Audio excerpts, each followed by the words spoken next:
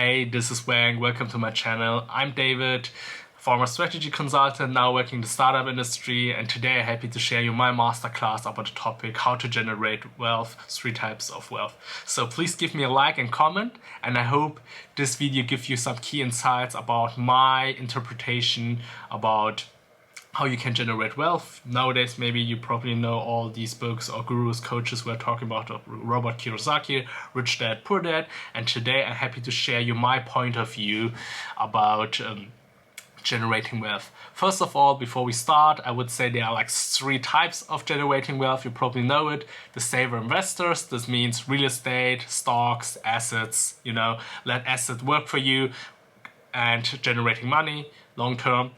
And then the second point is like you're a worker, you're employed at a corporate or some company, so you changing your time for money, and you're also limited because day has only 24 hours, so maybe you work 10 hours a day, so you're kind of limited.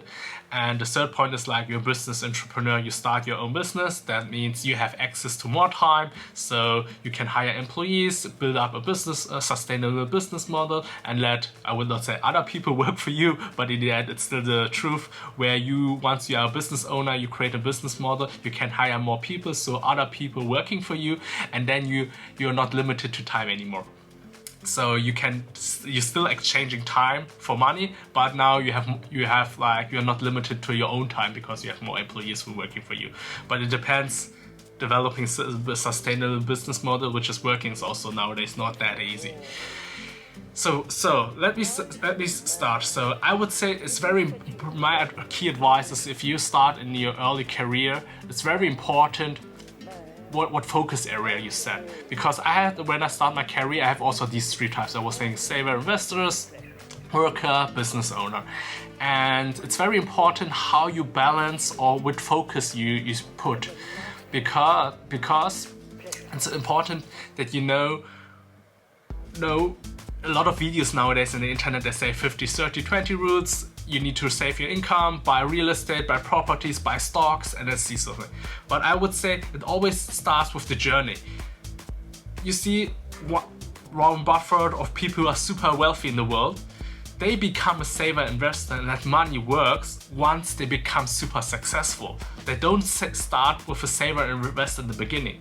So this is also my point of view. It doesn't make sense if you save 100 euro per month or 200 euro per month in your bank account or buying stocks for 200 euros, then times is 12 months, so you're just making 2,400 euros or dollars putting in your bank account and generating stocks.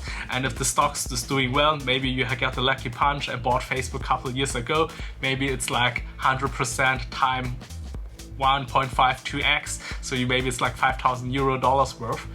I would say you always need to focus on which steps you do. And what I've realized is it's always important to build up fundamental skill set and assets of your own, where you can reuse it.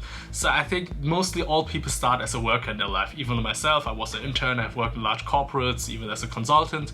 So this is very important. You start your career in the beginning. I would say in the phase 1, I have more like 80% focus on be a kind of worker, where I can gain experience, which is very useful. As I said, every mistake, what you do it as a business owner, you pay out of your own pocket. So my focus was in phase 1, 80% I'm a worker, 10% savings, 10% entrepreneur. And this was my first phase, where I started. I was really hustling at work, really working hard, doing crazy PowerPoints, Excels, and all these weird meetings, traveling around the world as a consultant. And this was really reasonable because I gained so much experience. And then I started slowly also 10% focus on savings. Of course, you always need to put some kind of money aside for emergency money, but it doesn't make sense at that time with your normal salary and try to buying stocks for 100 or 200 euros because the fees are much higher, what you can actually earn. So really focus on your skill set and become more valuable your time. That means you improve your skill set, you become better and better, your time becoming more valuable. Your time become valuable, it becomes like you level up on your corporate career ladder, you're getting more salary, so your time getting more and more valuable. So besides this, I started also try to focus more on like business hustles, startups, like small like side hustles, which is very important, I would say. And then was like 80, 10%, 10%. And then in phase 2, I changed my career slowly, where I become like 60% as a worker. So my focus was 60% be a worker, 30% entrepreneur, 10% saver investor.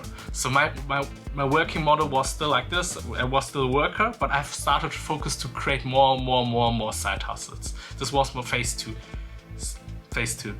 And now in the phase 3, I've realized once your side hustles, your business, or you have like kind of this gut feeling, okay, the bird needs to leave the cage. I'm now like confident enough to stand with my foot on the ground to start my own business. You fully focus on entrepreneur. So now you see, I'm not a worker anymore. I resigned from as a management consultant, so I don't getting any safe income anymore. So I'm right now really 80% really focusing on becoming a full-time entrepreneur, working also in the startup industry. 10% are still focusing, or I would say now 20%, I would say, on saver investors, where I still put money aside, and be focused that I still have enough cash flow. But really, I right now focusing 80 to 90% to be an entrepreneur and 10% saver investor. And this is actually the journey where all super wealthy people go through. They've already started to build up a sustainable skill set and asset. Like Mark Zuckerberg, he was really good at programming. Warren Buffett, long journey of how you manage assets and generating, selling stocks and bonds and managing finance. And as an example, firstly start to be an expert, gain skills and gain a valuable skill set, then build up side hustles, thinking when you reach the point of no return, then become an entrepreneur, then you start a lot of businesses or even one business or one startup, you become more successful, maybe this gives you so much money with this new business or wealth, where you then in the end become a saver investor and then let money works for you. And this is actually the journey where people start. People don't know, because a lot of people, what I've seen in the YouTube videos, they're teaching you, hey, you're making 3,000 euros per month, put 200 euros aside for stocks and ETFs and all this stuff. Of course, this is better than just put in your bank account, but really rather focus on building your really valuable skill set and then maybe start side hustles, do multiple income streams, and maybe you have one big lucky punch, and this lucky punch generates you so much wealth, I would say, and then you become a saver investor. So this is actually my journey how to become wealthier or richer. So I hope this video was useful for you and valuable. Please give me a like and comment. This is Wang, this is my masterclass, and see you soon, guys. Cheers!